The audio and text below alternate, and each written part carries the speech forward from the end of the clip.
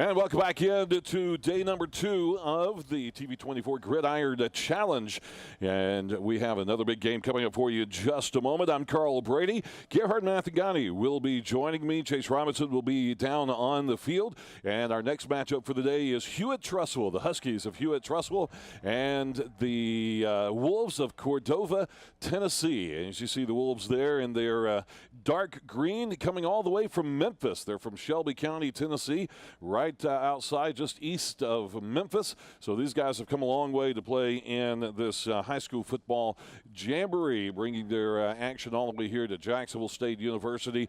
We have another 4-quarter matchup for you this time. We're going to be playing 4 10-minute quarters. That's what we're going to be doing here between Cordova and the Huskies of Hewitt Trussville, as we are on day number 2, as we mentioned, of the Gridiron Challenge here on TV24. More games coming up later today. Horseshoe Bend and Central Coosa, Spring Garden and Southeastern, Spring Garden and Winterboro, then Southeastern and Winterboro. Kind of a 3-team round robin going to be part of the afternoon event. And then the nightcap event, the final event of the day, is at 5 o'clock with Wetumpka and Mary Montgomery. So that's what you can look forward to throughout the rest of the day today. As you see the schedule coming up on your screen there, we have just about ready for the coin toss down on the field. But teams will be allowed to kick field goals and extra points with no the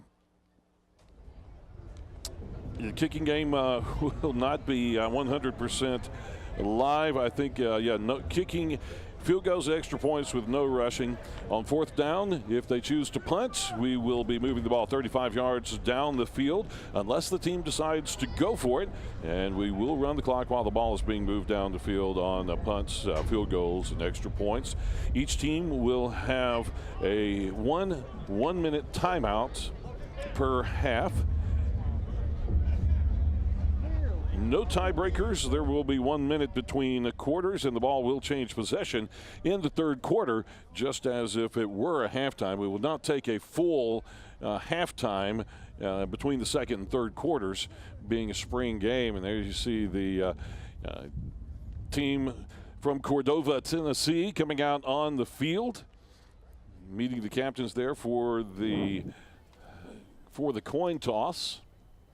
And Gerhard Mathagani has joined us now here in the booth. Have you caught your breath? That's a long run from the 50-yard line. Right down there, talking to Coach Niblett to get up here on the 6th floor. Yeah, trying to catch it as we speak. But no, this is exciting. This is really interesting. And one of the things that we looked forward to with these first 2 matchups were 2 teams that we thought could compete for state at their division. Hoover in Class 7A, and then again with Park Crossing Class 6A. This is another situation where Hewitt Trussville will be a state contender in Alabama. Cordova will be a state contender in Tennessee. So another interesting matchup between both these squads. It's going to be lots of fun. We had fun last night with Tyner Academy and just this game today. But we're enjoying seeing some of these out-of-state teams come into this area and play.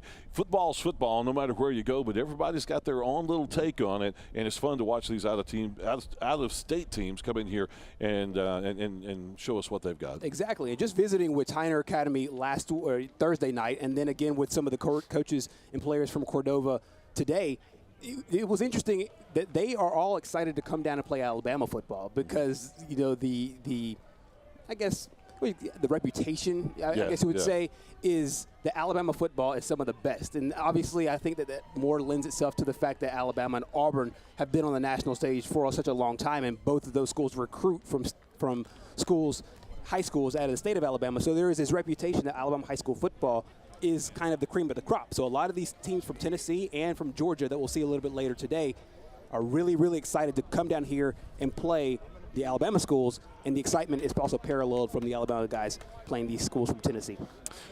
That's right. We've had some good crowd here today with the earlier game. Got some folks here for this game as well as we get ready.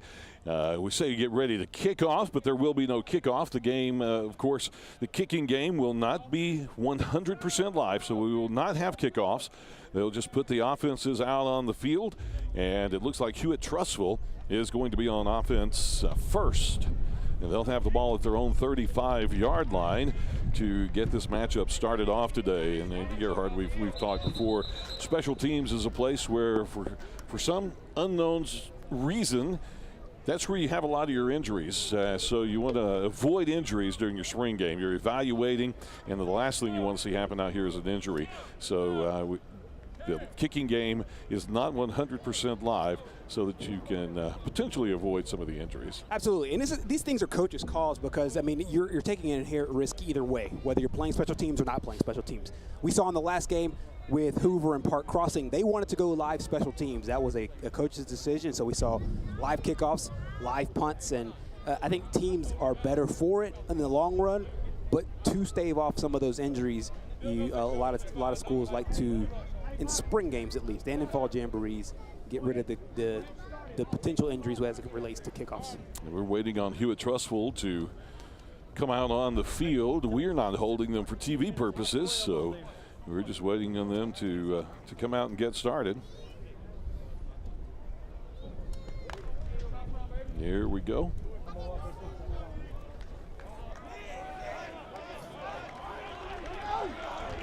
As the Huskies take the field in red.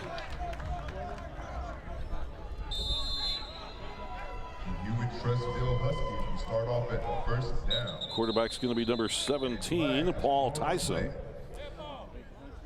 Yeah, we're going to have an illegal procedure call against the Huskies before we even have the first snap of the game. So a little nerves, a little confusion, trying to get things going. It kind of throws you off a little bit not to have a kickoff, not to have a normal routine, just to kind of run out on the field and start playing.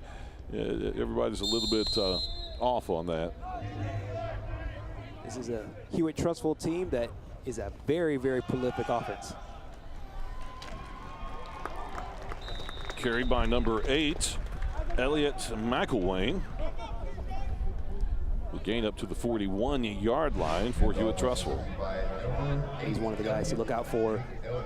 Talking to some of the Hewitt Trussville coaches, and they expect him to have a big, big season. This time the carry is by Antonio Reed. Handoff was completed by number 10, Antonio Reed. Reed's going to get up to the 48-yard line. A couple of nice runs already to establish things and pick up the first down for the Huskies. One of the things you'll notice with these Hewitt Trussville Huskies, the official blows it ready for play. 3 seconds in, they're ready to snap the ball. It's a quick pace offense.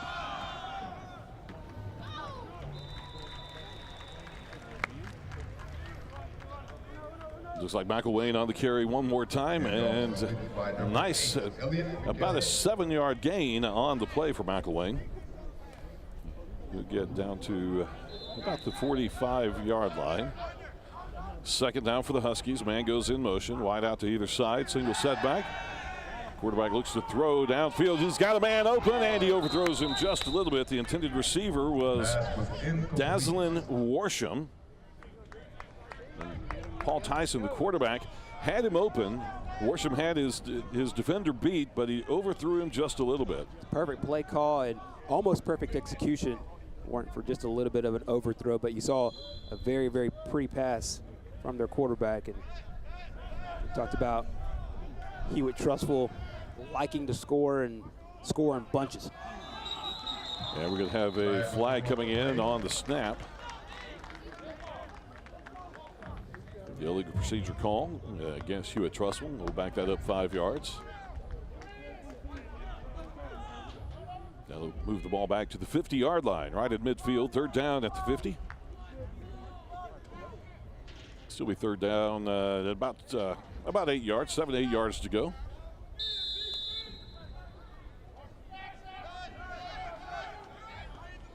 Shotgun formation again for Tyson.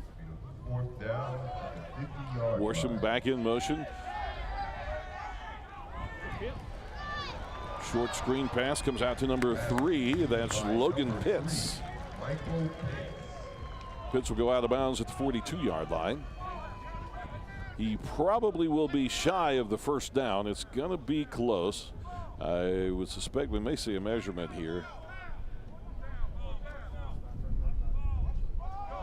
They're calling it fourth down. He's just a couple of feet away from that first down marker.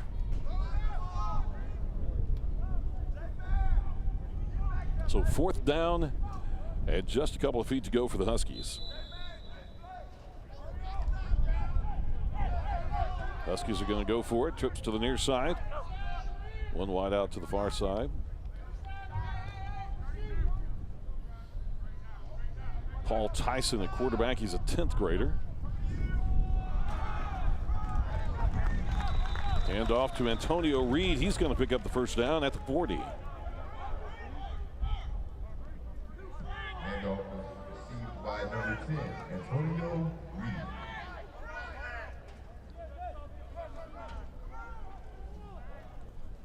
First down for the Huskies at the Wolves' 40-yard line.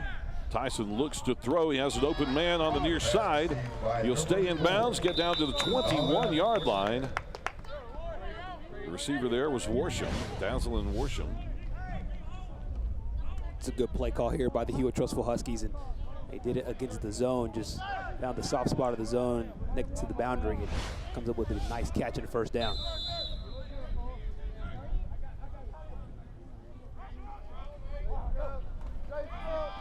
Tyson with the handoff this time around the left side. Nice room to run all the way into the 11-yard line goes Elliott McElwain. Hewitt Trussville likes to score. A lot of people associate loving to score, high-tempo offense with the pass game, but Hewitt Trussville can run with the best of them.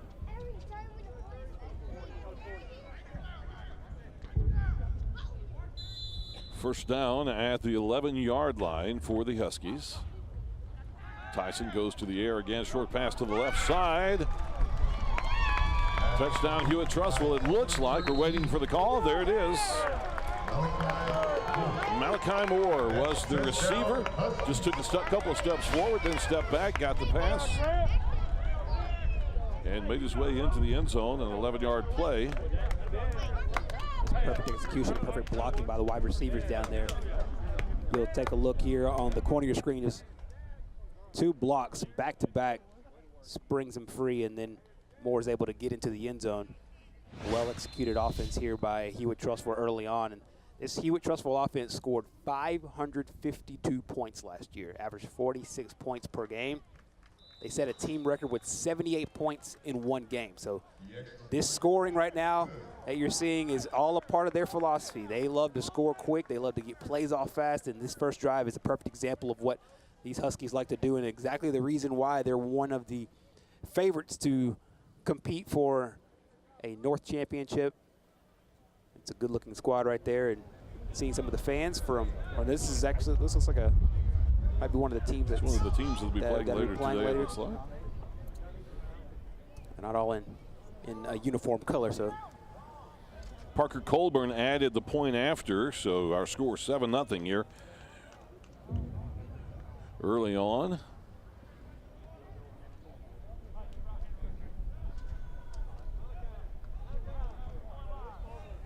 Cordova will be on offense at the 35-yard line. The Wolves coming all the way from the Memphis area, Shelby County, Tennessee.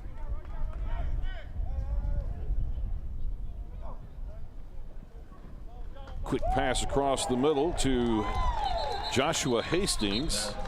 By number 11.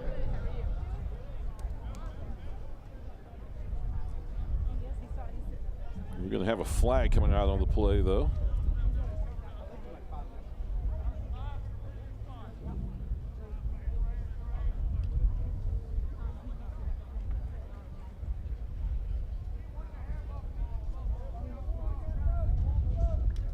Back the ball up 5 yards to the 30-yard line. The quarterback is number 12. And not exactly sure how we're going to pronounce this name. Arambide, possibly. He's from Memphis. He's not from around here, so we don't really, it's one of those names we're not familiar with. And they're going to run into some trouble right offhand with that quick handoff.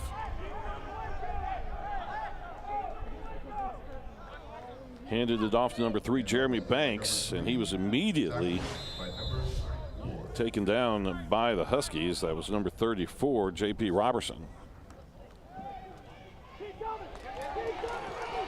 By getting into some trouble. And he's not even going to make it back to the line of scrimmage. He'll go down at the 24-yard line. Back-to-back plays of just good, tremendous pressure from the Hewitt Trussville defensive line. Take a look at it one more time. See pressure from the outside, brings him up, and then as he comes up, Hunter Davis, big 77, right there in the middle of everything and able to get his hands on quarterback and bring him down. Third down for the Wolves. Have to go to the air. And Aaron Bide is going to have some pressure. He's going to get hit just as he tries to release the ball. So that'll bring up fourth down and pretty close to 20 yards, maybe 21 yards to go. And as you see the pressure coming from two different angles there.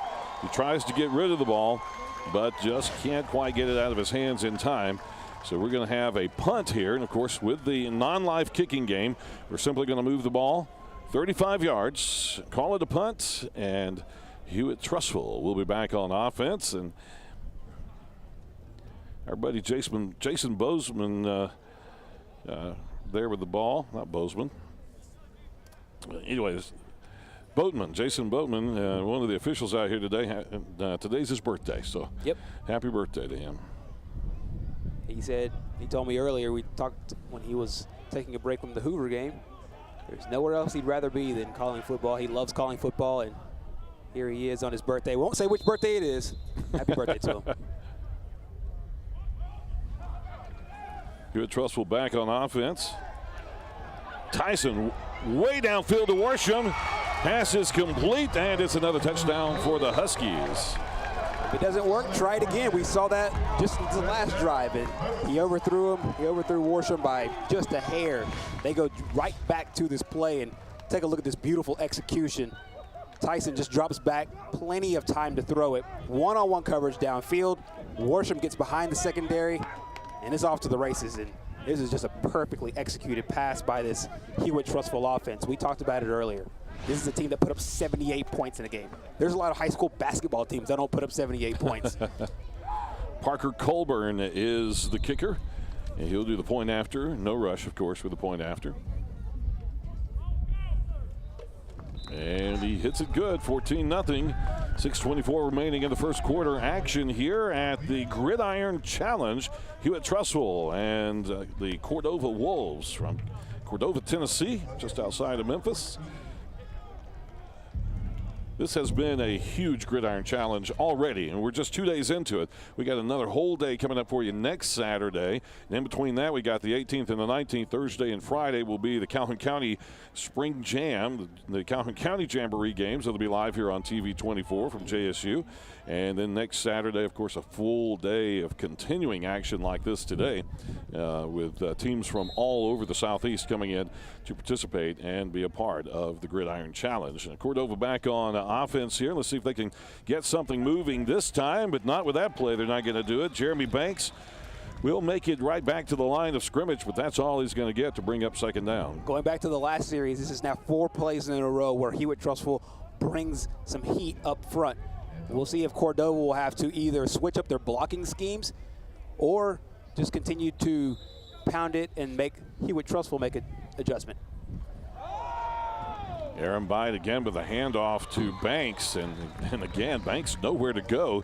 The Huskies are in the backfield before the handoff can even take place, and they're grabbing him just as soon as the ball's given to him. I'll just keep a running count here because that's now 5 plays in a row where Hewitt Trussville just brings the blitz. So Cordova has to be seeing this pattern, and so if they are blitzing, that means they are leaving a portion of the field wide open. Aaron Bide looks to throw, nobody to throw to. He's going to have to scramble. He's going to be caught from behind. They're going to call him down, though. He tried to get rid of the ball, but they are going to call him down, it looks like.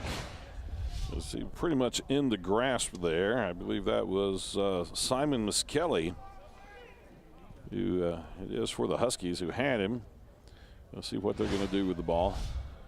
The count now runs to 6 plays in a row. That was time it was Simon Miskelly who came on the blitz from his linebacker position, blocked initially by the running back, got chop blocked by the running back, got back to his feet, and then made the play late, bringing up 4th down. They're going to put the ball back to the 33-yard line. They're going to say he got that pass away before he was totally in control, but that's 4th down, so it really doesn't matter. They're going to simulate the punt. We'll move the ball 35 yards once again for the Huskies of Hewitt Trussville. And Gerhard, if they keep up these quick strikes, they're not going to learn anything about their team. Yeah. Play or two, then go on defense. They'll learn a lot about their defense. So far, a good defensive practice for Hewitt Trussville right now. Absolutely, as well as the offense is playing. You can make an argument that defense has been the better part of this Hewitt Trussville team so far, and this is not a bad Cordova football team. When they go back on offense, you'll see big number 74. His name is Jerome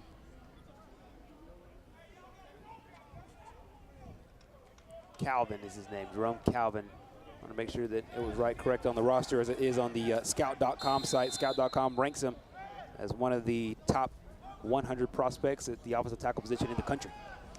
New quarterback in for the Huskies. This is William Gray Ryle. Number 5, William Gray Ryle. That's it near the 35-yard line. He tries to carry it on his own. He's going to gain just about a yard. Make that about 6 yards out to the 36-yard line. Ryle looks to the air this time. He's getting some pressure, scrambling to the near side again. Sorry, that's Tyson who's back in, and Tyson's going to run out of bounds at the 38-yard line. So that is going to be a loss on that play. Yeah, just really nowhere to go for Tyson, but good job by him flushing out of the pocket, not losing any more yards. They were already behind the sticks as it was, but seeing his agility, be able to get out there. We've seen his arm, but one of the things I know that Hewitt Trussville will be looking forward to is his legs getting out of trouble situations.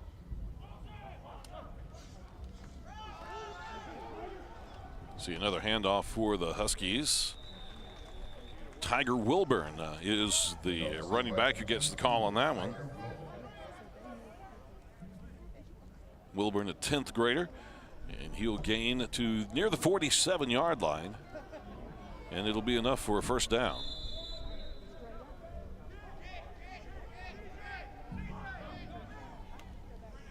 Tyson rolling to his left, has a man open at the 40. He'll twist and turn down to the 34-yard line. That's where they'll mark him down, and that is number 10, Antonio Reed. A lot of different guys on this Husky team getting to touch the football today. Absolutely, and we're seeing it from a different variety of places. We're seeing it on a drop back pass from Tyson. That time was a slight rollout. So tremendous variety here in this offense. Tyson this time rolling to the right side, looking downfield. Good coverage downfield, and he's got nowhere to go. He'll go down at the 35-yard line. That'll be about a 1-yard loss on the play to bring up 2nd down. And that time, the Wolves had good coverage over the deep guys, and he had nowhere to throw the ball. Absolutely. That's called a coverage sack right there. And you're absolutely right. Whenever the coverage downfield is fantastic, you're able to give your up front guys 4, 5, 6 different seconds. That puts pressure on that offensive line. And there the defense comes up and makes a big play. Trips to the far side. 2 receivers to the near side. Just a quick pass out to Miskelly. And Miskelly is going to be marked out of bounds at the 31-yard line. We see this a lot with teams that run this spread offense. And whenever you don't have a running back in the backfield, it's obviously going to be a pass unless it's a designed quarterback run. But one of the things that we see is that little out route. And basically what that is almost the new running game. You're getting the ball to a player behind the line of scrimmage and hoping he can make a play. Tyson looks to the air again. Nice pass coming across from the middle. He's going to be down at the 18-yard line. And that was Logan Pitts on the reception there, number 3. Yeah, once again, Tyson here with a nice rollout. He just waits for his guys to get open. It's good patience right there, and then Pitts finds a little opening. Tyson gets it to him. This time a handoff goes to Cameron Bledsoe. First time we've called that name, and he'll be down for a 1st down at about the 11-yard line. Maybe the 12. I'm sorry, make that inside the 10-yard line to the 7. He's short in stature, but he is a stocky young fella. He He has a low center of gravity. He's hard to tackle. You can see how big he is. He's got a really strong base, and they line up here as a receiver as well. Ryle at quarterback this time. He's going to keep it himself, go right up the middle, fumble the ball. No, that's a helmet that came off. Helmet came off, and Ryle's going to get in for a touchdown now. There we go. I thought that was the ball that was on the ground, but I think it was a helmet. We talk about the variety of their offense. This is the first time that we've seen a different guy take it under center. And Rye on the fake handoff one side, goes straight up the gut. Tremendous blocking. We'll see 54, 70, 53 in there. It's just a lot of fantastic blocks up front by that offensive line, created the hole, and he walked into the end zone. It's number 9, Tracy Williams, who lost his helmet while making that tackle. And we have another good point after, 21-0 with 2:38 remaining in the first quarter of action. Hewitt, Trussville, and Cordova. And again, this is not our local Alabama Cordova High School. Right. This is Cordova High School from Shelby County, Tennessee. And so a good opportunity to look at an equivalent team from another state. See how we match up with teams from around the area. Exactly. Cordova, like we talked about earlier, one of the teams that will compete for a state championship in that state. They have a good offense, as we see here. What looks like to be an offsides. Looks like Simon Miss Kelly is the one who jumped up off the line of scrimmage, but this Cordova, Tennessee team, they don't look at as of right now, just because this pressure from Hewitt Trussville's defense has been great. But I think once they settle in, you'll start to see some of the dynamics of their offense. Christian Arambaid at quarterback, and now we're going to have an illegal motion call against the Wolves. We'll back it back up to the 35-yard line. So you take a close look at the officials here. We'll remind you that this is spring training for the officials as well. We learned yesterday, we talked to some folks yesterday, this is a training camp. This big jamboree that we put together, the Gridiron Challenge, acts as a training camp for the officials. This is their spring training as well, and instead of being paid to be here, they are paying to be here. Right. For that extra training that they're going to get here in the spring as they get ready to go for the fall football season as well. Absolutely, and this is a great training ground for them. And there's a handful of officials here, so they've been rotating in and out even mid-game. So they're able to come off the field, talk about some of the things that they saw, and maybe for some of the younger guys, be able to tell them how to handle things. See a penalty here on Hewitt Trussville, but so you'll see a different set of officials as this game goes along. They're seamlessly transitioning in and out of the game at different points. And you may even see a trainer out there with the officials, or an observer out there with the officials, not in stripes, and he'll be, a lot of times they're videoing, they're talking to the officials, especially if some of the younger ones are out here today, who are maybe just now moving up into the high school level. This could be some of their first opportunities to officiate on the high school level, so they'll have a trainer with them, standing alongside them part of the time. The Wolves move into Husky territory at the 45-yard line. Second down at about 5 for Cordova. You see 3 receivers up top, but it's not the normal formation. They're kind of stacked on top of each other. And it worked. There's the handoff that goes right up the middle, and Jeremy Banks goes untouched, 45 yards for the touchdown. Yeah, it was a weird formation to even start out with. You got 3 receivers on top of the formation, just stacked 1, 2, 3, and so you have to send some DBs over there to make sure that there's not a throw that way, and it clears the way on the inside. And it's a good job there by Cordova. We talked about this offense from Hewitt Trussville, but this Cordova offense is really prolific as well. You didn't really see it in the first 3 drives. Hewitt Trussville really came with a lot of pressure, but looks like Cordova went back and they started to scheme a little bit differently, and they put their first points up on the board. Parker Nelson is the kicker for the Wolves. He'll attempt the point after. Again, no rush or anything like that here in the spring game, and he barely gets it through the uprights. It makes it in there. Wasn't a pretty kick, but it gets in there and gets the job done. So right now, Cordova 7, Hewitt Trussville 21, with just under a minute and a half left in the first quarter action. Again, in this game, we're playing 4 10-minute quarters is the lineup. Every game today going to have a different kind of setup, but this one will have 4 10-minute quarters with no full-length halftime. I don't believe. I believe we're going to have just a short break for halftime. Yeah, not an official halftime here.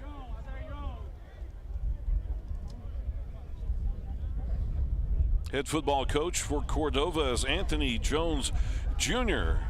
Led the Wolfpack to a 12-2 record in 2016 last year. Get back to action down on the field. Hewitt Trussville on offense. The carry by Elliott McElwain. He'll get almost to midfield at the 49-yard line and pick up a first down for the Huskies. It's a good job there by that Hewitt Trussville offense. See a good look there at the guy that will lead their offense.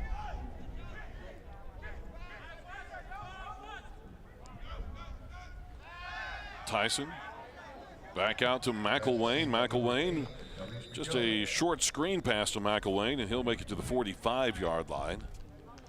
6-yard gain on the play there. And here's Josh Floyd. That is the head coach of the Huskies of Hewitt Trussville. When he won 4 state championships at Shiloh Christian School in Arkansas. He played for Gus Malzahn in high school. Another handoff for Hewitt Trussville. Cameron Bledsoe gets the call again. Handoff received by number 36. Bledsoe, an upcoming junior.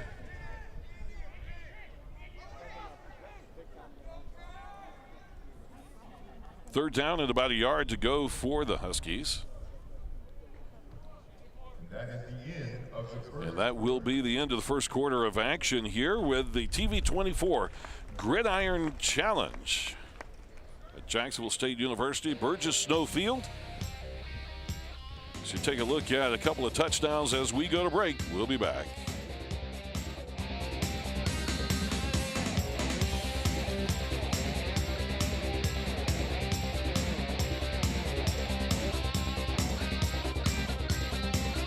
Hi, this is Kevin Riggin with the all-new Tameron Honda in Gadsden.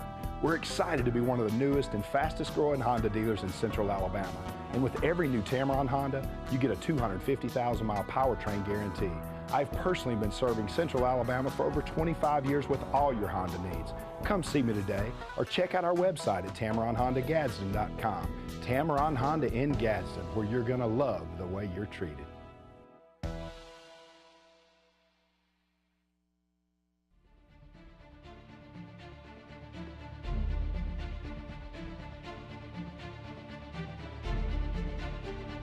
I got back my smack talk touchdown hole-in-one three-point home run, hat-trick pavement pounding record-setting goal across the finish line. Because Core didn't give up, I didn't give up. And I certainly didn't give in. I'm gonna get back to doing what I love. I'm gonna get back to winning.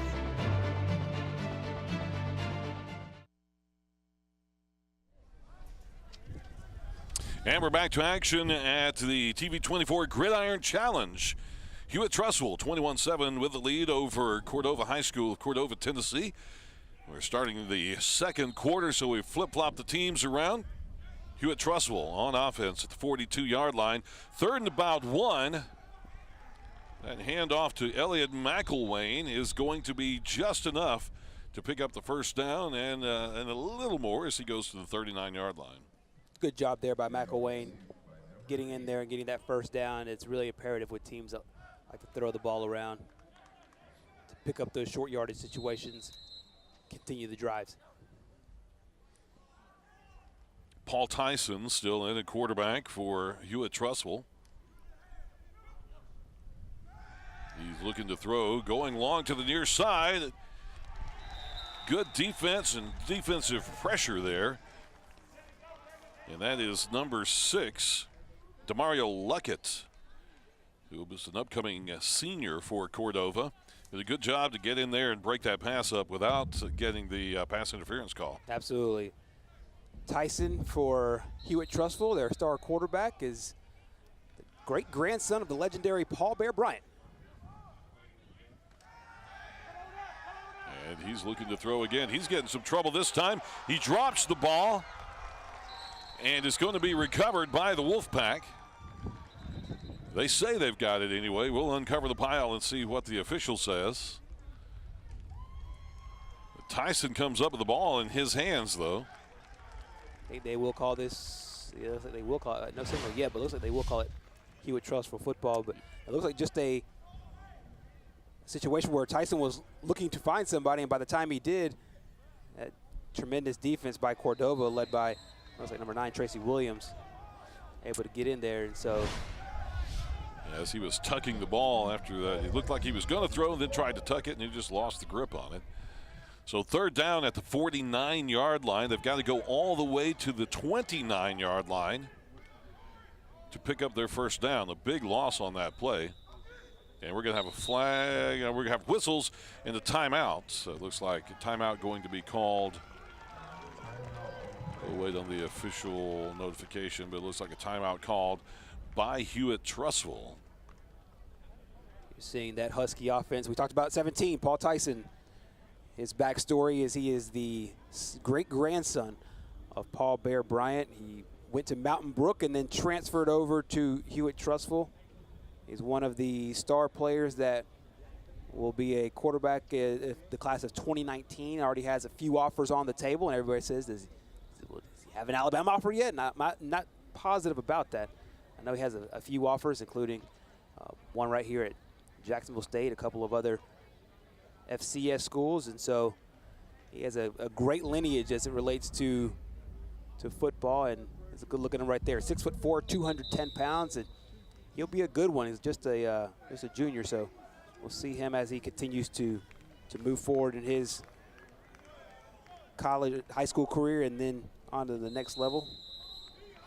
As the Huskies come back out, they're on the 49, their own 49-yard line. Third down and about 20, a little more than 20 yards to go. They're going to make that up real quickly right here. They're going to try to anyway. The pass is incomplete. We're going to have an interference call this time.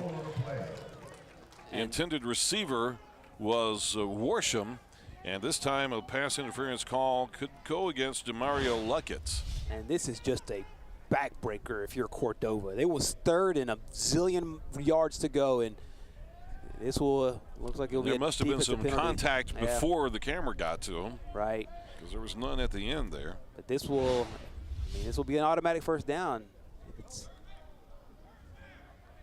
So we have just a teaching moment for Cordova here, but this was going to be hard to swallow. And third down a lot, so they moved the ball 15 yards. It's not an automatic first down. So yeah, still third and about 7 to go. Tyson, shotgun formation, looking to throw again. A little short screen pass. By number 8, Elliot McGill.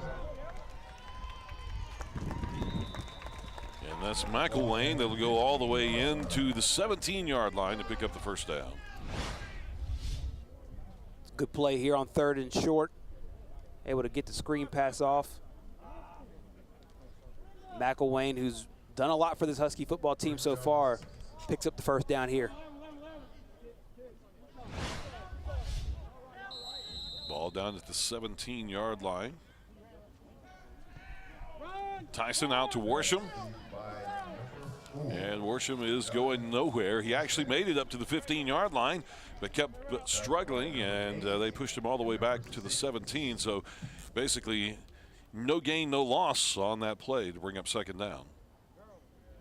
Talked about this game being one of a lot of highly touted prospects. One of the highly touted prospects for Hewitt Trussville High School is offensive lineman number 72, Pierce Quick. He's already committed to Alabama. Plays left tackle there for the Hewitt Trussville Huskies. William Gray-Ryle in at quarterback this time for the Huskies, but we're going to have a whistle blown here.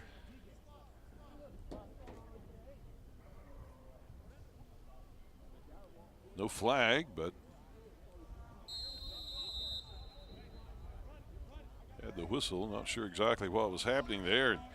Gave Hewitt Trussville kind of gave away their play here. Riles is going to keep it. He'll dive forward into the 14-yard line.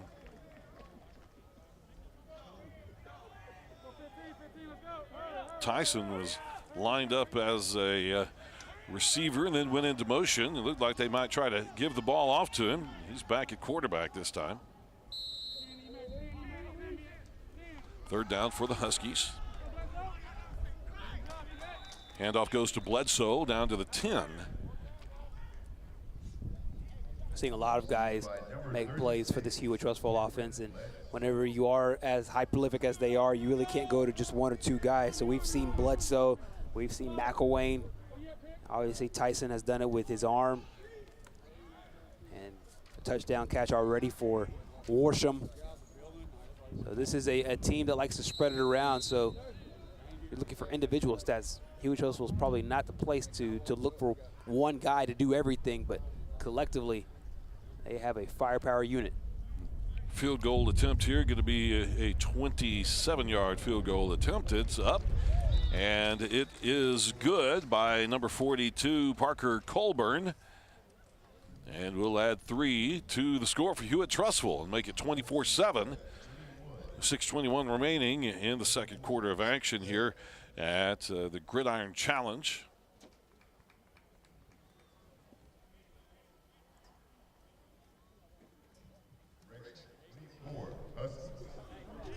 It's also a really good chance for teams to work on their special teams. We're not doing kickoffs, but especially with field goals and extra points, because we saw in the Hoover game, if you're just catching us, in the Hoover game there was a couple of, since they did do live kicking, blocked extra points. And so it's a good chance to get your kickers and your special teams unit some work.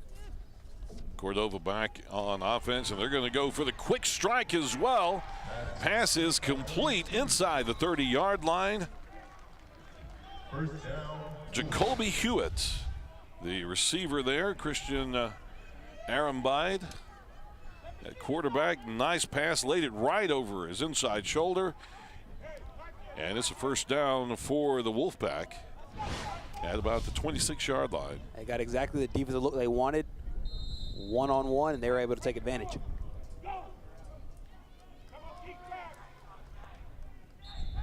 Handoff's going to gain about 2 yards. Jeremy Banks on the carry.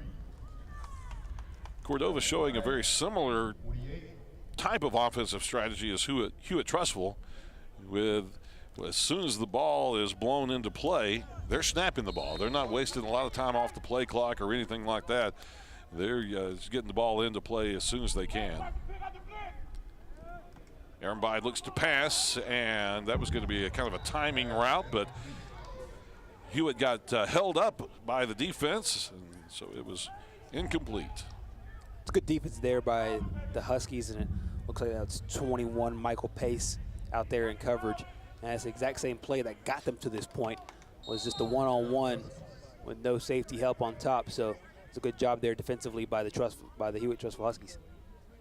Aaron Bide in the shotgun. We've got people moving on the offensive line. Or maybe that was just going to be defensive offsides. It is offsides on the defense. Move the ball up 5 more yards. That will place the ball down at the 19-yard line. It'll be third down and about 2.5, maybe 3 yards to go for Cordova.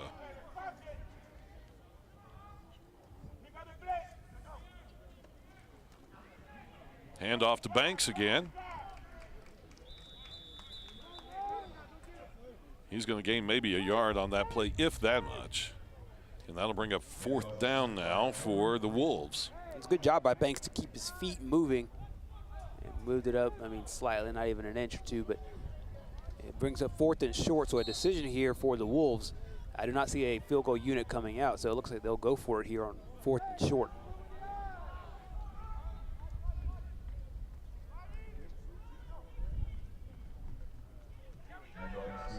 Handoff goes to Banks. He's going to fight his way down inside the 15-yard line to the 12, and that'll be a first down for Cordova.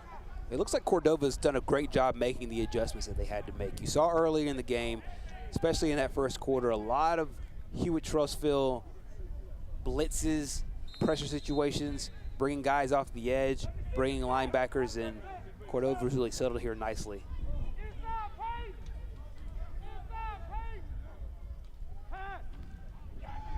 Slant pass and a touchdown for Cordova. You knew they were going to go back to this because they've got the coverage that they've wanted the entire game, and we'll see if Hewitt Trussville now makes an adjustment and brings somebody over there. But they just take advantage of the one-on-one situations. They did it twice on this drive, and then a third time here for the touchdown on the slant pattern. And Pace, who's played well defensively for the Huskies, that time got beat on the slant pattern, and Cordova marches a very, very impressive drive into the end zone.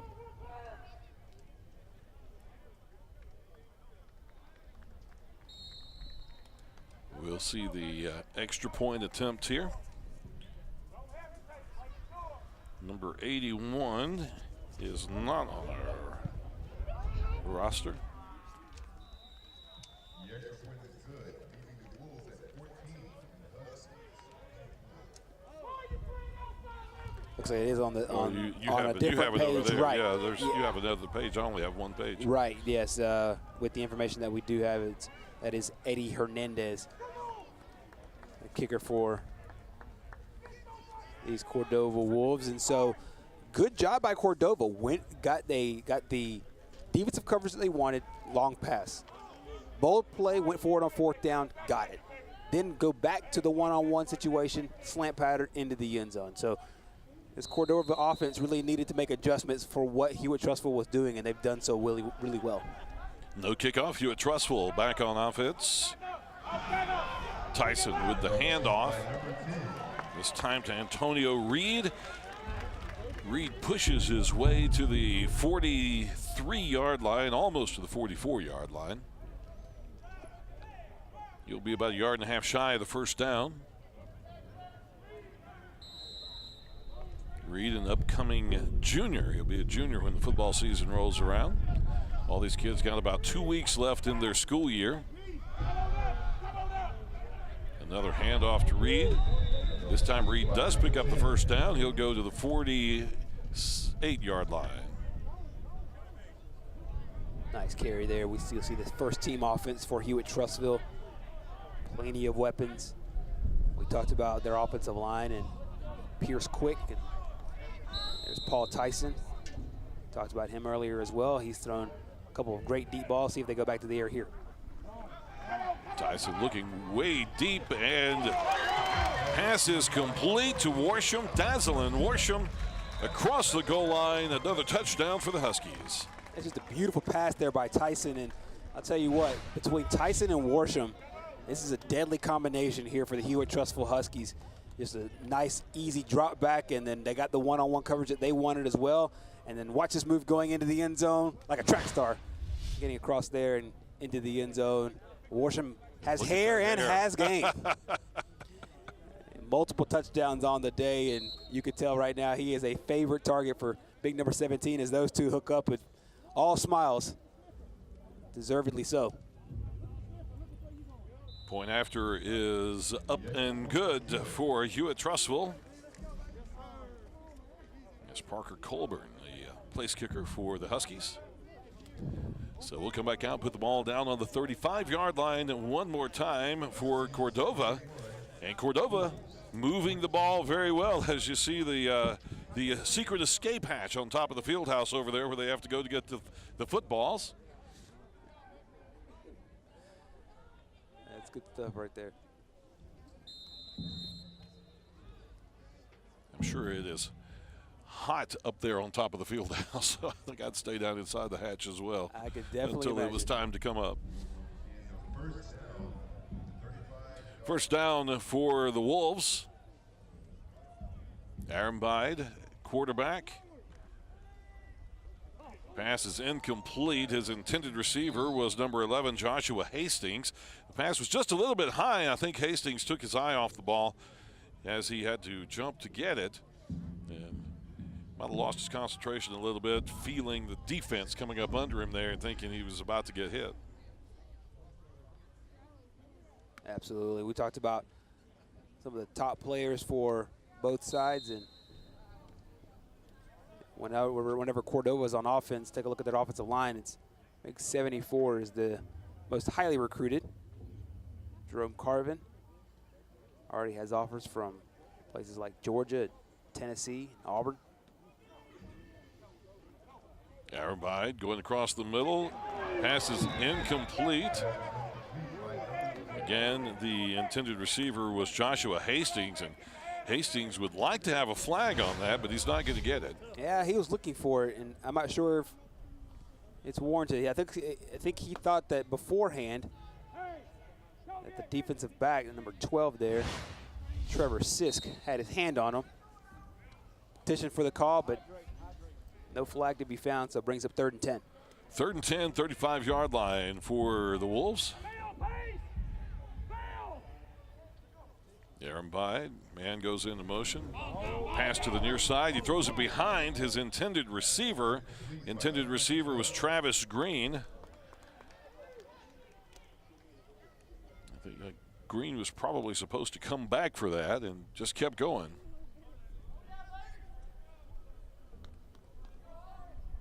Looks like Cordova will punt here and give this ball back to the Hewitt Trussville offense with about 40. They're running off some time here, so they'll probably have about 30 seconds to play. And if you've been watching this game, 30 seconds is plenty of time to get into the score before halftime for Hewitt Trussville. Already 31 points on the board. We talked about the explosiveness of this offense, and you're seeing on a full display here. So actually they'll stop it with 21 seconds to play in this first half. So we'll see what the Huskies try to do. As you see some coaching along the far side for Cordova.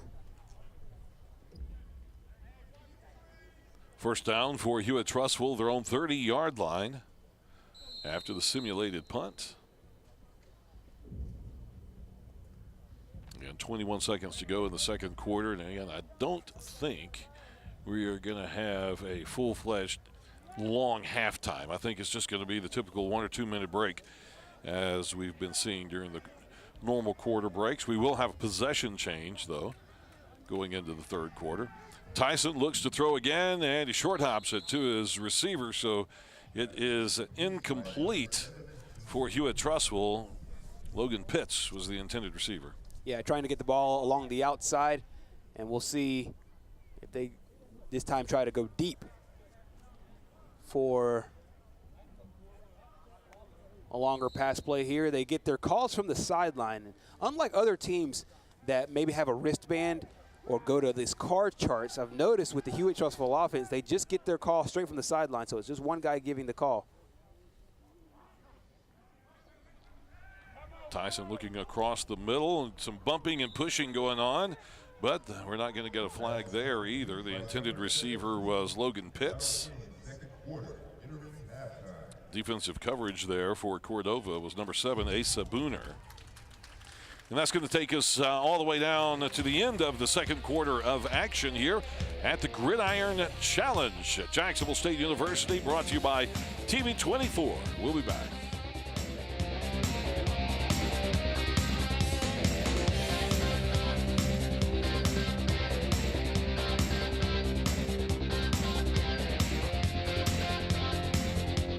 There's a killer on the loose in Alabama. This won't help you. This won't help you either. Even this won't help you. But this will. Breast cancer affects 1 in 8 women, and the only thing that can catch this killer is early detection with an annual high-quality mammogram. Advanced Imaging in Oxford and Gadsden was the first facility in Alabama to offer 3D digital mammography. Find out more online at alliesinthefight.com. Advanced Imaging, better technology for better health care. Back here at the Gridiron Challenge here with Coach Anthony Jones from Cordova High School, getting to end your spring training here. Beautiful day at JSU. Talk about how the spring's been for you. Spring has been well for us. We have to overcome some adversity with some injuries, but the guys have fought and they've did a great job. And we're such honored and blessed to be here in a venue like this. Talk about this first half of play here from your team. We had to settle down. Obviously, here at Trussville is a great program. I think they should be ranked nationally, and Coach Josh Floyd does an outstanding job. And we had to get our guys settled down. I mean, we obviously knew about the quarterback they had and the big right tackle they had, and they did an excellent job with their schemes and X's and O's. So first half was okay. We're glad we can come out of it, but we have to settle down and kind of regroup and try to get things going back in the second half. All right, thanks, Coach. Good luck. Thank you very much. Chase Robinson down on the field. And we'll take another quick break while we await the start of the third quarter.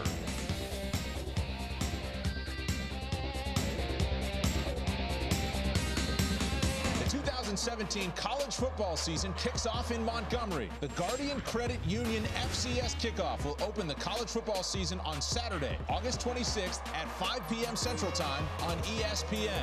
Don't miss two of the nation's top-ranked FCS teams, the Jacksonville State University Gamecocks and the University of Tennessee at Chattanooga Mocs at historic Crampton Bowl. Visit GuardianKickoffClassic.com for the FanFest schedule of events and game information.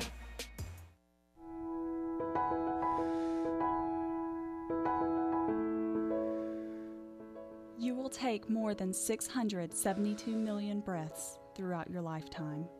Yet life is not measured by the number of breaths you take, but by the moments that take your breath away. JSU is proud to offer Northeast Alabama's only Bachelor of Science in Respiratory Therapy. Now enrolling tomorrow's breathing specialist. Breathe easy. BIV. And we're back to Jacksonville State University Burgess Snowfield at JSU Stadium. As you take a look at the top of the mountain there overlooking Jacksonville. But there's a nice view from up there today looking down on JSU Stadium and the JSU campus. The Gridiron Challenge underway. This is day 2 of the Gridiron Challenge. And it's turned into a beautiful day for football again after rain yesterday and overnight tonight, and some passing through some of the area early this morning before lunchtime. Let's go back down to the field. John Holder is with us, and he has a special guest, Rodney Bivens, who is a former coach from Anniston High School. All right, guys, we're standing here with Coach Rodney Bivens with high school football through a legendary coach, former Anniston High School coach, now coaching at Miles College. You're here today because your son, who a lot of folks in the Anniston area will remember, he grew up there as a child up through about junior high, is now coaching at Hewitt Trussville, right? Absolutely, and I just want to give credit to a lot of the former players who played for us. Those guys bought into the program. They worked hard, and I tell you what, we had some tremendous athletes and a lot of great support from the city of Anniston and the fans and the parents, and just want to let them know that we really certainly appreciate that. And it was Rodney Jr. was about coach.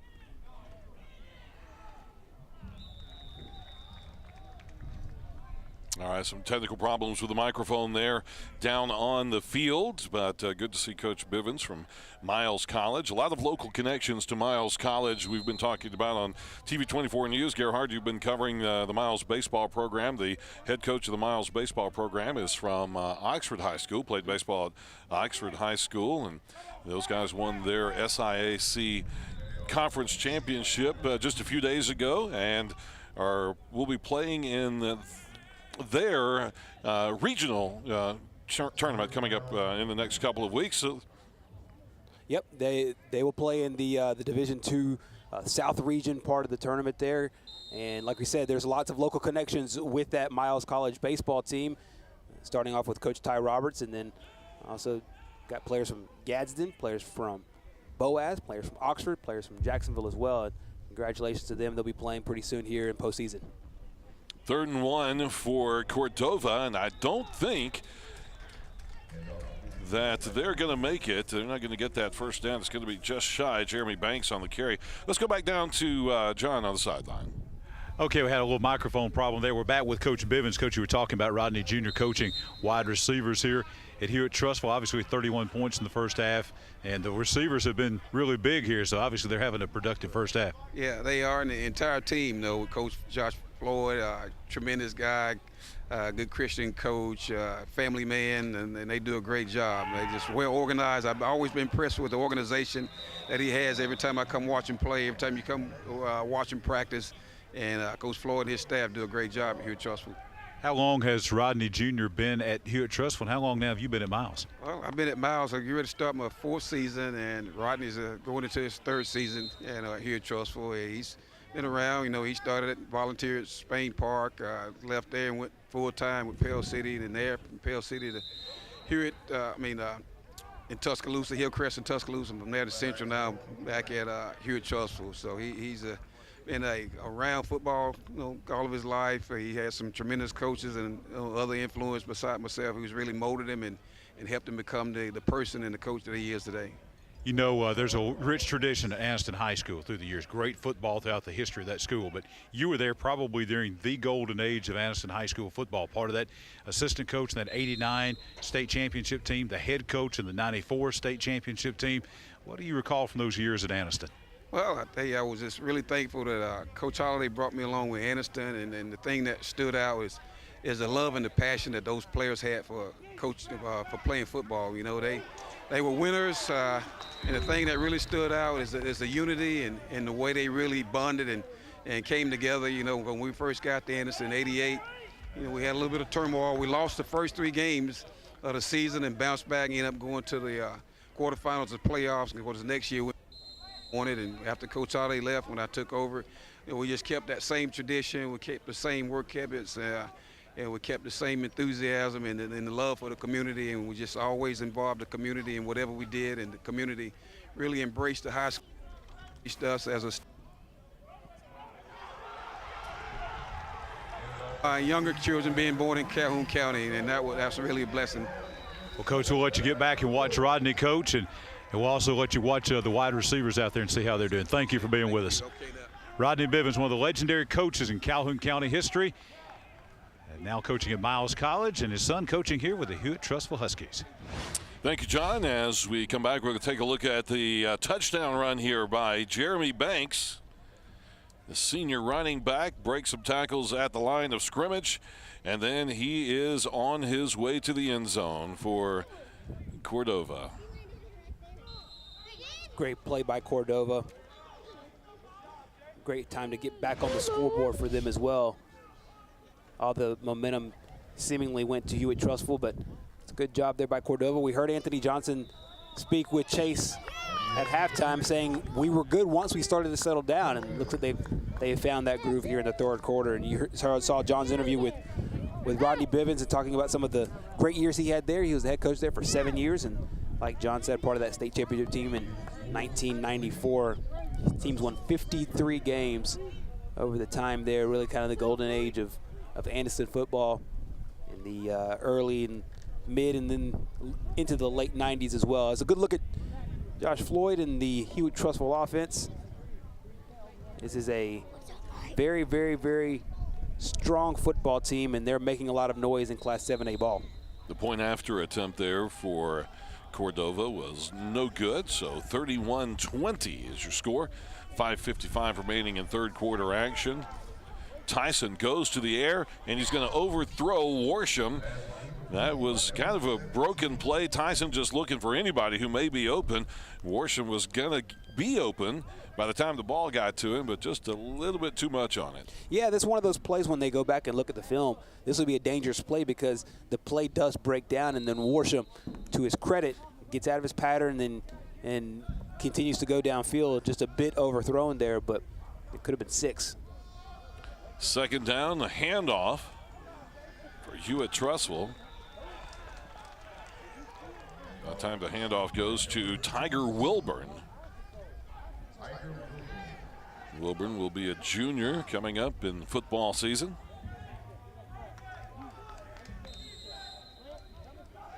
No gain on the play, so 3rd and 10 for the Huskies. Tyson again going to the air. Pass is complete at the 45-yard line. And the receiver is Lee Reagan, number 7. First time we've called his name today. He'll be a senior. coming up in the season. Just across the 45-yard line is where they'll put the ball, and it will be a first down for the Huskies. Over 6 different players have caught balls from Tyson, so he's spreading it around. Shotgun formation with a man in motion, looking downfield.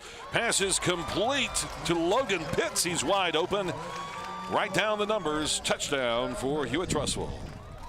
Another well-executed play, well-designed, and then perfect pass and run right into the end zone. And I'll tell you what, whether doing it with Worsham and then this time with Pitts, good job by Tyson just telling him where to maneuver along with that defense. And Cordova just gets behind him, but it looks like here we have a late flag.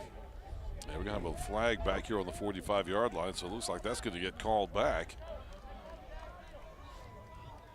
Yeah, well-executed play, though. Yeah, it sincerely was, but I did not see it as the play was going on, so it might have been late in the action.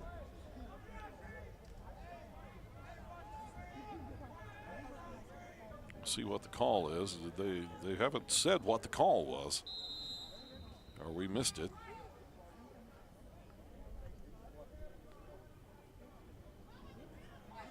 They only not only the are ball back 5 yards. That's right. That's right. And not only are we confused, but we're hearing a lot of the Hewitt-Trussville fans as another penalty flag will come flying in. A lot of the Hewitt-Trussville fans don't know what the flag was as well. They want an explanation. But now there's an offsides. Right. We don't know what the first penalty was, but now we're back to where we started, so I guess everything's a wash. First and 10 at the 45-yard line. So we'll see if Hewitt-Trussville dials up the same play when they were here last time. Pass ball's incomplete. The intended receiver was Cameron Bledsoe.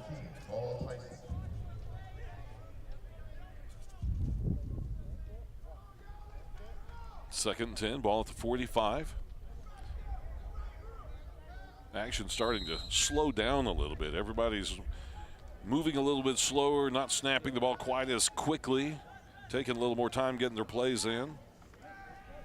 Quick slant across toward the middle. Pass is complete to Lee Reagan. They'll get across midfield to near the 48-yard line for a third down. Yeah, it's a good tackle there. Good coverage by Cordova. It was Jaquan Irving with the tackle. It's a good look at the linebacker right there, but not before picking up a few yards. This time the handoff to number 36. He'll make it all the way to the 40-yard line. Cameron Bledsoe. He'll get just inside the 40, and that'll be a first down for the Huskies. One of the things that works in his favor is he's just so small as far as his stature. He's a big guy. He's thick and he's really strong, but he's such a small body. He's able to squirt in there. That's how he's able to get the first down. Tyson looking right straight across the middle. His man is open. That's Pitts. And Pitts will be taken down at the 2.5-yard line. Number 5, Kalen Jones on defense there. And this was from the beginning. He never looked at anybody else. He knew that he was going to Logan Pitts, and Pitts was wide open in the middle. He must have saw something in the coverage, and there must have been a coverage breakdown because he was wide open. There was no safety across the middle, and there was no corner on him as well. So good job, good recognition by Tyson. Cameron Bledsoe gets in for the touchdown for the Huskies. Well-executed play. They got the touchdown taken off the board from Pitts, and then Pitts comes back and makes the catch that sets up the next touchdown. And Bledsoe, who we saw earlier in the drive, come up with the big play on third down to pick up the first down. This time reaches pay dirt and gets into the end zone. And once again, we have another score for this Hewitt-Trussville offense. Talked about just how strong this team was offensively last year. It looks like they're picking up right where they left off a year ago as they head into 2017. Point after is going to be attempted by number 42, Parker Colburn. And it's up and good this time. 38-20 is your score. 128 remaining in third quarter action here at the Gridiron Challenge. This is the second game of several today. We'll go ahead and tell you coming up following this game, we'll have a game featuring Horseshoe Bend and Central Coosa. Now, if you have been looking at the printed schedules that have been posted online at TV24.tv and on Facebook, the the timing, just ignore the time and just know one game follows after the other. Right. So Horseshoe Bend and Central Coosa will be coming up at the end of this game. And at this point, we are already past time for when the printed schedule of timing goes. So we'll have that game coming up about 5 minutes after this game ends. We'll have another helmet on the ground. Helmets keep popping off for this Cordova team. I think it was the ball carrier, actually, so he'll have to come off the field for one play according to the rules in the state of Alabama. Not sure what they are in Tennessee, but I'm guessing they follow suit. Take a look here at Jacoby Hewitt. It's the helmet that pops off, but not before a pretty good run here by Hewitt. Hewitt dodges one defender, and I think that very first tackle he broke might have popped that helmet off of his chin, and then the next hit is the one that eventually took the helmet off. He'll come off for a play, but sets up a second down. Aaron Bide with a handoff. Nice run there by number 3, Jeremy Banks. Banks basically bounced off of the defensive line and was able to pick up a few extra yards there. We're going to have a timeout called on the field. No, that was the end of the quarter. Sorry about that. That was the end of the quarter. So the third quarter action is over with.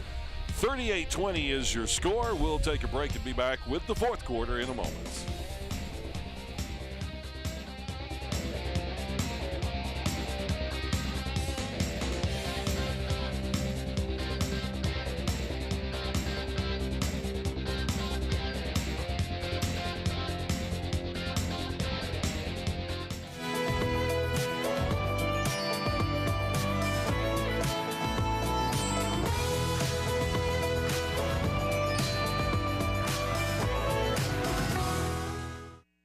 Don't just dream it. Call Family Savings Credit Union.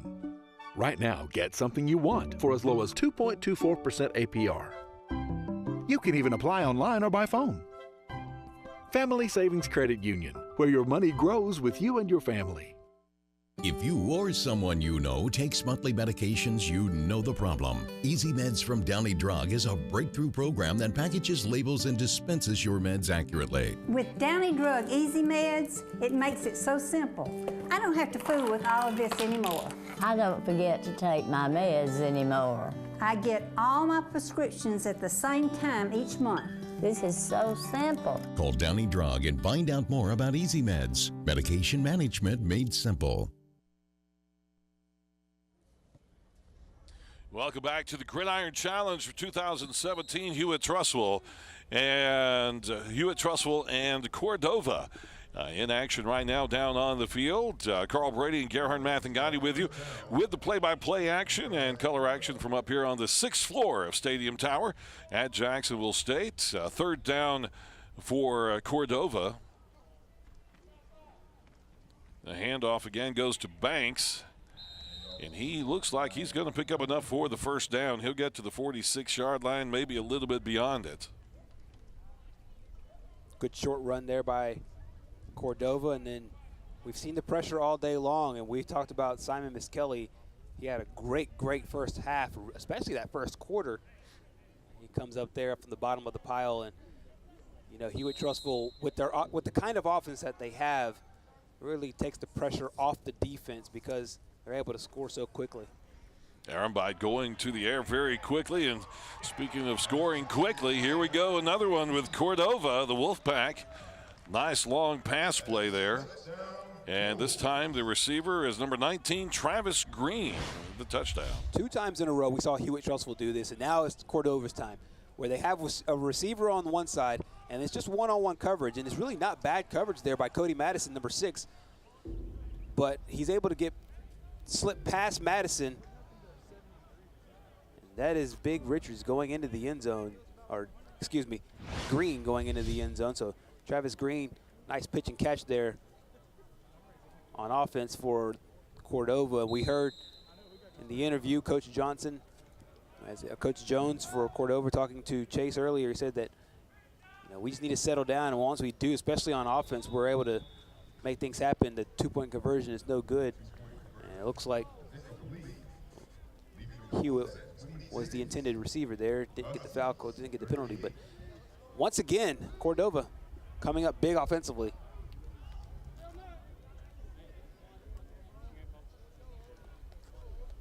So we'll put the ball back at the 35-yard line.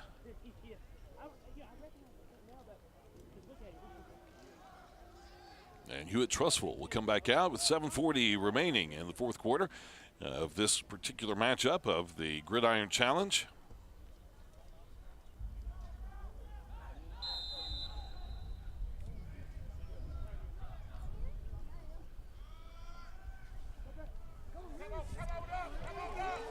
Handoff, we have a flag on the play. Ryle handed off to Antonio Reed. And Reed's going to take it the distance, but we're going to have a flag back here at the 49-yard line. It's going to call everything back. It's a good cut back there by Reed. Usually when play calls or penalty calls come from that side of the field, you have a hold. So that's exactly what it's going to be here on Hewitt Trussville. So that's probably one of the reasons why he was able to spring free the hole. We don't know what number it was. So it's in the vicinity of where they normally call it for a receiver, but it also might be one of the end guys on the offensive line. Either way, it comes back and Reed's touchdown. All for naught, but last time we saw this with Hewitt Trussville, a touchdown taken off the board, they marched right down and got the touchdown anyway. So we'll see if the same thing happens here. It looks like for the second straight play, William Gray Ryle will be the guy under center and not Paul Tyson.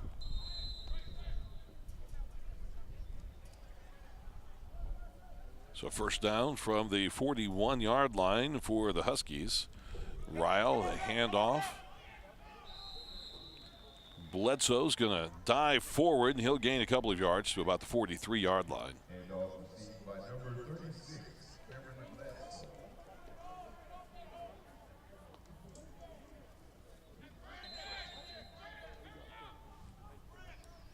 Ryle in the shotgun, wide receivers all outside. Ryle keeps it himself, gets to the 49-yard line. And Gerhard, I believe you have an update from the Jacksonville State softball championships. Absolutely, they're playing over at Choccolocco Park, and for those of you that are interested in softball, got a lot of great softball here in the state of Alabama. Jacksonville State is tied with SIU Edwardsville. That game is 4-all, top of the 7th. So we'll see if JSU is able to win another conference championship and get back into the regional. You might remember last year they played Auburn 2-1 in the regional game, and then played Auburn in the championship game before Auburn went on to win that game and then go all the way to the Women's College World Series. So this is a very, very good JSU team. Beat number 24 Ole Miss. Ole Miss came to University Field. It goes Haley Sims that knocked the walk-off home run to beat the Rebels. The Rebels were ranked 24th in the country at that point. JSU's two pitchers, Whitney Gillespie and Taylor West. Taylor West is a former Sacs player. Two of the top 100 pitchers in America right now. So it's 4-all, top of the 7th. We'll try to get you an updated score here as JSU tries to cap off back-to-back OVC titles. On the field now, they're trying to get the chains set correctly.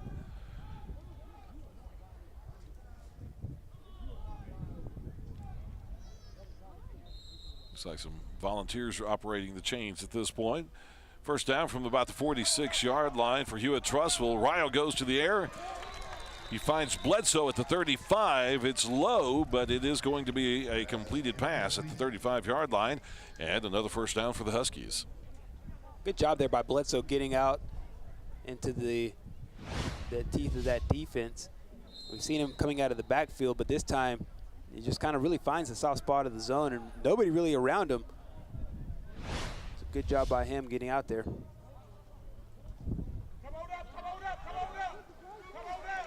Ryle comes to the near side, and he'll go all the way to the 21-yard line. And a rushing first down for Hewitt Trussville. Last time Ryle took a lot of snaps was into the red zone, and he had a touchdown earlier in the game. I think the Huskies' second touchdown or maybe third touchdown of the game. And here they're calling on him to use both his arms and his legs. So another weapon here under center for the Huskies. And Ryle finds an opening up the middle. Gets inside the 10-yard line for another first down. It'll be first and goal for Hewitt Trussville at about the 7-yard line. This has to be really, really comforting for a coach. You go with Paul Tyson, one of the best quarterbacks, not just in the state, but in the country. The great-grandson of legendary coach Paul Bear Bryant. And you go straight from him to William Gray Ryle, who can get you yards both with his feet and with his legs. And now you have another quarterback in the game. Looks like 15, Seth Shelnut. And this time, another touchdown for Hewitt Trussville. Antonio Reed with the carry. Must have a bunch of track stars in the house, because we'll probably show this on the replay. But the second time this game, we've seen one of the players go into the end zone track style. Take a look at this. Nice little move there. We saw that earlier in the game as well. I'll keep my opinion just showboating to myself. And the funny thing is that in track, you have to get your head across the line first. In football, you have to get the football across first. And so there's a conflict of interest, because you're having to put the football behind you and put your head out.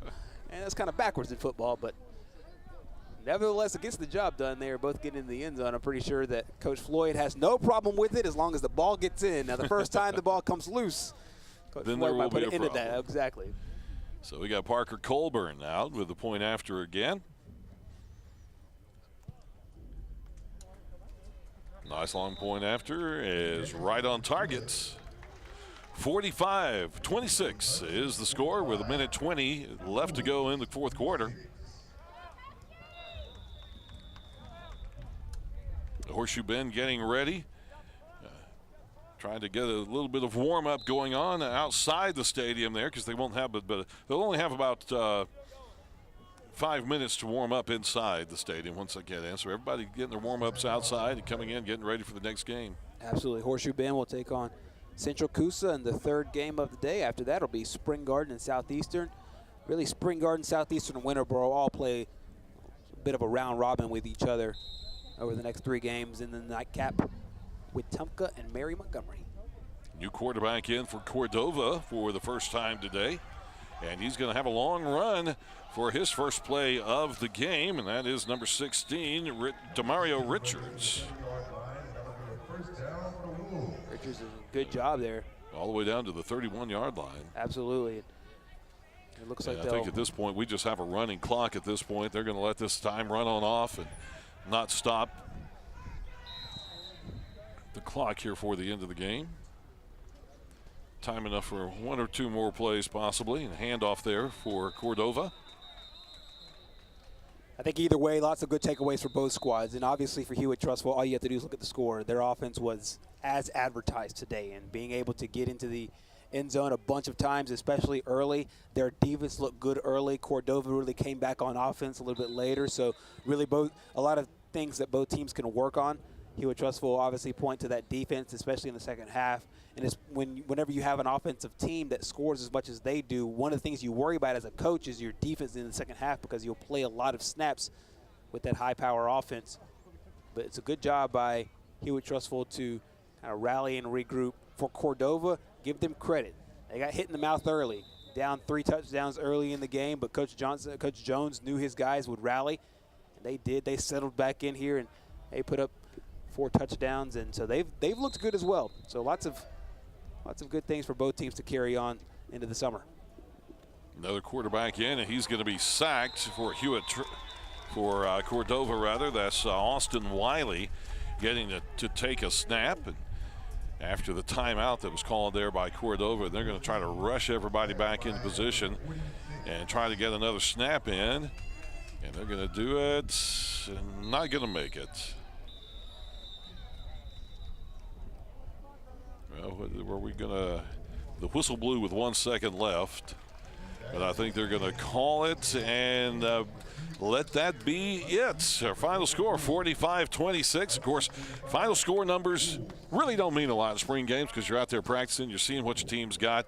You still want to look at those scoreboards. The kids want to look at those scoreboards and see the numbers, though. But we saw two really good football teams matching up here in this spring game, and it was an exciting game to call and to watch as well. Absolutely. We saw lots of good offensive plays, especially early on, and both teams really settled in there. But I'm sure one of the things that the coaches will tell Chase as Chase goes down and tries to get both coaches for both squads, both Josh Floyd and Coach Jones Jr. And so we'll see what these teams will look like coming up in the fall. But one of the things that every coach likes to see, number one, get out of spring healthy, but secondly, have some things that you can hang your hat on. And I think both squads found that today. Good-looking football going on all around today. Two good games already taken care of for today. And coming up in just a couple of minutes, we're going to have Horseshoe Bend and Central Coosa.